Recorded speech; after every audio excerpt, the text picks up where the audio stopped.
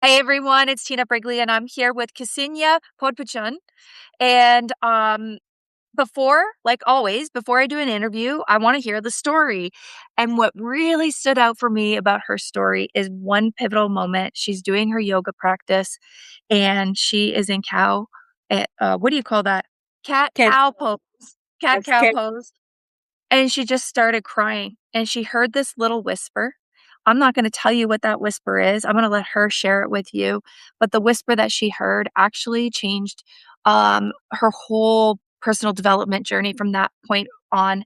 And if you're a woman on a spiritual path or a man on a spiritual path, and you feel like you're hearing these whispers, but maybe you don't know what to do with them, you are in the right place for this interview. Ksenia, thank you for being here with us today. So, can you tell us about that moment? What happened? How did you get there? And share your story with us of that was like for you in that moment. Yes, thank you, Tina, for also having the space here that I'm here with you.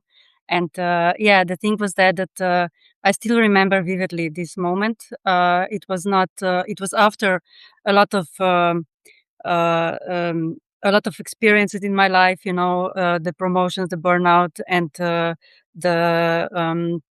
the workplace bullying and etc. And also the relationships that I had become healthier. I trained for Jungian coach, and looking from the outside, my life was like a fairy tale. Everybody would say she has it, and the thing was that one ordinary day, it was just an ordinary day. I was doing the yoga at home, and I was doing the cat cow pose, and suddenly I burst into tears. And the thing was that not kind of the tears that you can quietly wipe away. It was really a strong cry, and that kind of tears that completely takes over your whole body. And then and then the thing was that nothing terrible happened that day. Totally nothing. Nobody says anything bad to me or something like that. But in that moment, uh, inside of me, I simply couldn't pretend anymore. So I came out of the yoga pose, sat down, and I closed my eyes and put my hands on the heart. And then instead of trying to stop the tears, I became curious and I asked myself, what do you need right now from me? And then one sentence came from deep within me, from my inner child. And she said, "Stop trying to freeze me. When will you accept me finally?" And at that moment, I froze uh, because I realized something that completely changed how I saw the personal growth and all my previous personal work that I have been doing for many, many years. And until then, I didn't even know that I was treating my personal growth like a project, because I am a high achiever, and we usually, we our work is with projects. So I also treated my personal development like that, and it was not because I believed that I was broken. It was because there was always something more thing that I needed to fix before I could finally feel at home within myself. But that moment changed everything. And from that day on, I really stopped treating myself and personal growth as a project to fix myself. And instead, it became a journey of coming closer and closer to myself. And the thing was that I realized with all that work that I wasn't becoming someone new. I was becoming more and more fully myself. And yeah. I don't know if you guys are hearing this. Like when I heard your story, I saw the mirror. I saw the reflection, not just in myself, but so many women that I talk to. It's like we're starting to wake up to realize, okay, what if the journey was never to get somewhere or to be someone? What if it was always to let go of who we thought we needed to be and to stop fixing ourselves? Like there's nothing broken. We just go through life. I love what you said about my personal growth was like a project. I needed to fix myself. It's like, what if we don't? What if we're perfect, whole, and complete exactly the way that we are? We just have these things that we don't see in these little moments that catch us off guard. You know, this crying moment, the body moment. It's an opportunity. So let's back up a little bit because Mhm. you have a very high position in the government and you said that you're a high achiever, but tell us a little bit about what you do. I mean, you're very spiritual and into yoga and coaching, but what else do you do? Like what's your job like? Yeah, it's very high demanding, and it's really a lot of work with diplomacy with people around me, with countries, and also inside of the country and with the European Union, and the thing is that it's really it's a high demanding, and there are really not. Uh, you're not allowed to do the mistakes, and of course you have to you easily get to burn out, and I had two burnouts, um, and then yeah, this is who I am and what I do, and also in my personal life, I yes, I am committed to the personal growth. I like to hike and to be all around traveling and meeting new people and places, and yeah, this is the thing, yeah, and that's why I probably also liked international relations, and this was also one of the reasons that I studied that and started to work in this environment that I am. Yeah. For people that are we hear this term all the time, like burnout, I was burnt out. I feel like we're in a society right now, we're in a world where there's so much demands that our nervous system is always on fire. We're always on. And we get so programmed and used to being on all the time that when we have opportunities to be off, for a lot of people, it feels like almost foreign. Like, how do I stop? How do I just go hiking? How do I slow down? When I'm so used to running all the time.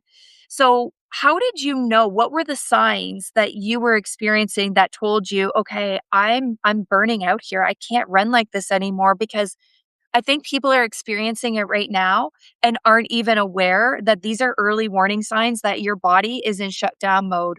So tell us what that was. How did you know you were in burnout?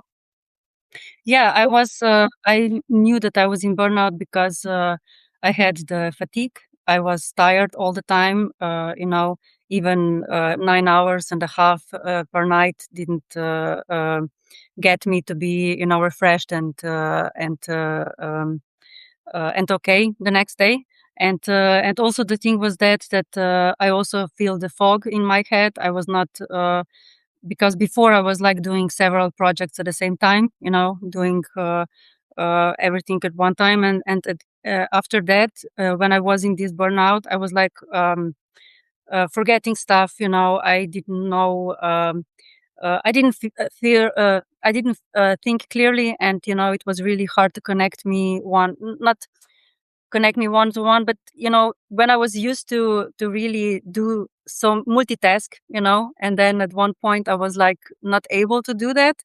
It was really not okay. And also the thing was that I was doing the sport, but the thing was that I was not consciously doing it. I was just like going to a hike I was thinking that I am processing and connecting with myself and everything, but I didn't. It was Mm, just it helped me a little bit, but not a lot. mm, So I really needed to go inside myself and started to connect with myself.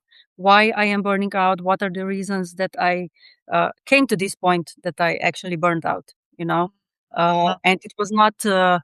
It was several reasons, several. So yeah, it was several reasons, but the main reason that I had was that I didn't know at that time, because if somebody asked me, I would say that I probably wouldn't say that. But the thing was that the main reason that I find out was that subconsciously I thought that I have to pay the price for the success, that I cannot have it all, on my terms. it was not, only that I thought that I'm not enough, and etc. But the main thing was that I believed that if I want to be successful, I have to lose something. But that was subconsciously. I consciously knew that this was not the true, but subconsciously everything led me to this point. Different experiences, different faces, but the same hidden pattern. That was that. And when I figured that out, I started to ask myself, "Is there another way?" And then I realized, yes, it is. And this was also one of the turning points that I started to move forward. To change that, to heal from the burnout, and uh, also after I get the promotion that where I am now, it's even higher position that it was the previous one. I was afraid that I will be leading into the burnout again, but then I really took it consciously and worked with myself, with my inner parts and inner child and everything. It's totally different. Now I can say that I am in one of the most greatest team that I have ever been working. I left the toxic workplaces behind, and it's great. I'm very happy. So yeah, we support each other, and this is the main point. To And yeah. don't you agree that sometimes our body is always trying to communicate with us, whether it's through not being able to sleep at night and waking up still tired after 9.5 hours, these little signals are telling you something's out of alignment. And I see it as my soul is not aligned with what I'm supposed to be doing right Mhm. now. My ego is saying, keep running, keep achieving, keep, don't stop. But the soul is like, no, no, no. Mm-mm. I need to be a little bit louder than that ego.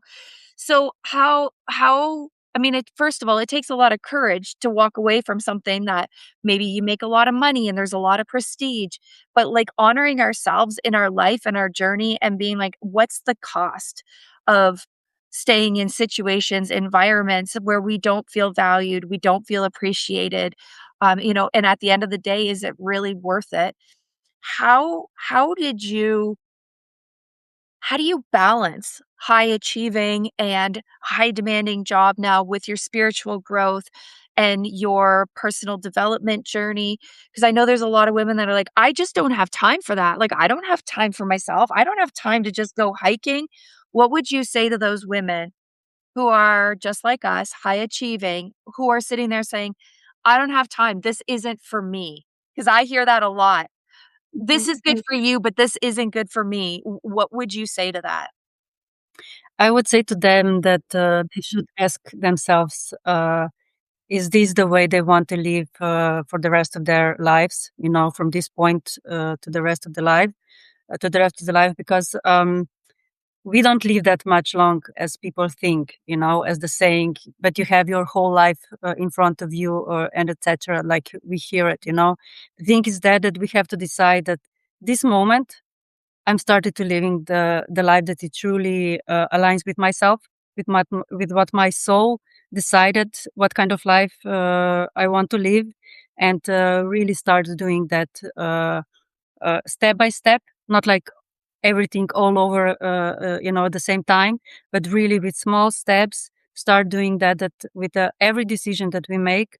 Uh, I mean, for me personally, I ask myself, is this really what is important for me, for where I am going, for that kind of life that I want to live, because it's not only that I want to live, I want to thrive in my life, Mm, because only living for me it's like just existing and surviving, you know and when you thrive, you actually this is your full life. And the thing is that we have to start making decisions, to bring yourself on board, on that ship that is sailing the safe harbor. And I mean, whole the mind, the body, everything, because the thing is that if we don't do that, for me personally, um, I can say that I had the the turning point also this year when I twisted my ankle. It was before the meeting, before the building of the meeting where I was having this, you know, uh, this meeting. And the thing was that it gave me time to really realize that my body was not on board with me. I was not actually home with my body. And at that time, I also find out that, like I was with the cat cow pose, discovering that that I have been treating the personal growth as a project. Um, when I twisted my ankle, I discovered that I was treating my body as well as a project. And Mm. the moment I shifted that and I said no more, um, I just, how can I say, naturally start to find time for myself, to do to go to the hiking, to go to the swimming, because I am still recovering the ankle injury, and I swim and I can incorporate everything. I now it's like that everything, my whole life, I am the center, and everything is around it. Before it was like I was all over, everywhere, but not in my center. But now I am in my center, and this is the thing, that when we make a decision, and I don't want to say it like, because I know the struggle when these people, these women, because I'm one of them too. When you say I don't have the time, I don't have the time. The thing is that if I look in the past, when I was also at high school or studying, every time that I said I don't have the time, it was not true. It was just that I didn't make the time. I didn't take the time. But when I did take the time to do the everything that was important for me, I have a lot of time, at in front of me, that I was able to do everything that I decided. So Mm. this is an excuse, but I don't want to just diminish it and say, okay, this is an excuse, because it's really, it can also come from the fear, that what I will do with all the time, with feeling that maybe we are not worthy, to take a time for ourselves. Maybe we are not enough if we will, a lot of stuff that comes from that point. Yeah, and don't Yeah. you feel, and I feel this all the time, I'm like, "Okay," I asked myself the question. I was running for so long, and I asked myself, like, "Where are you running to? Where are you trying to get to?" And I realized the answer that was, I'm running towards my death. Because when we're running through life, the other side of that is the end. Yeah. It is our ultimate, our death. We don't know how much time we have. But when I started slowing down a little bit, um, just like you, I started realizing that there was a lot of things that I didn't want to see about myself. There was a lot of things that I thought, "Oh, man, if I start looking within and I start noticing things, are other people noticing those things too? My insecurities, my not enoughness. If I slow down, will I not be worthy? Do I have to run all the time to be worthy of my success?" All of these questions always started forming when I was quiet, not the opposite. And I think we are sometimes afraid of being in the quiet. But I say, uh, to myself now, am I living in fear or in love? That's it. There's only 2 for me. Like, the rest, fear or love. Every decision that I make, is it coming from a place of fear and scarcity and lack, or is it coming from love, self-love, love for others, love for humanity? And that's how I make my decisions now. Like, if I go for a walk right now and I'm like, "Oh, I don't have time for that." It's like, "Wait, is that fear that I'm gonna not accomplish something, or is it coming from love?" So tell us, people that are on a journey, that are starting to wake up and say, like, "I need to come home to myself. I don't even know who I am anymore." I know you do coaching as well. Where can people learn more about you, what you're up to, what you're doing? How can they find you? Yes, I am on LinkedIn, also on Facebook, and on Instagram. And in few weeks, I will also open on the Facebook. I will also open the group that it's called the High Achieving Woman. And everybody who wants to get to know what I do are welcome to join. And I will also post it on on my Facebook profile, so they can find me there. And it's Ksenja Podpecan. I know it's hard to pronounce, but yeah, you can find me. Yeah, I am uh, posting, and I am being visible, so you can find me on those platforms. Yeah. Beautiful. And for those of you that are watching, thank you for being here. I hope you got one nugget. Maybe there's an aha or an insight, or you saw something for yourself. And the one thing that I truly, truly believe is insight plus action equals results. So if you heard something like that little whisper, slow down. Trust that whisper more than the ego that tells you, no, no, no, keep going, keep going. Because eventually those whispers are going to come more often to you. And you're going to see these shifts in your life really amplify your results in all areas of your life. So let us know what you're hearing. Let us know what you're seeing for yourself. Connect with us. If you're hearing the whispers and you're like, okay, I'm hearing the whispers, tell me what. We're not here to speed up your journey. Your journey is going to go the way that it's supposed to go. We're just here to open up your mind and awareness to new perspectives.